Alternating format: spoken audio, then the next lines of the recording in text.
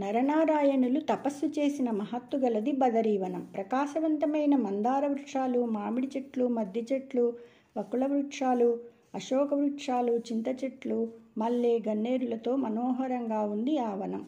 అక్కడికి వెళ్తున్నానన్నాడు ఉద్ధవుడు. విదురుడు అది విని ఉలిక్కిపడ్డాడు. కలవరపాటుతో మహాశోక సముద్రంలో మునిగి కూడా తన యోగబలంతో ఆ దుఃఖాన్ని అతిక్రమించాడు. ఈ రీతిగా విదురుడు శోకాగ్ని వివేకమనే నీటితో ఉపశమింపజేసి ఆచమించి ఉద్ధవునితో ఇలా అన్నాడు.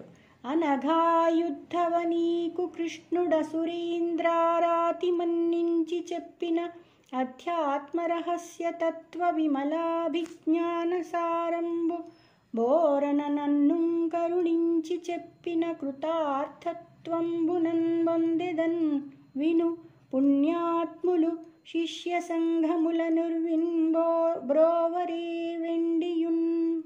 పాపరహిత ఉద్ధవ, రాక్షస శత్రువు శ్రీకృష్ణుడు ఆదరంతో నీకు చెప్పిన అధ్యాత్మరహస్యమైన నిర్మల జ్ఞానసారాన్ని దయతలిచి చెబితే కృతార్థుడిని అవుతాను.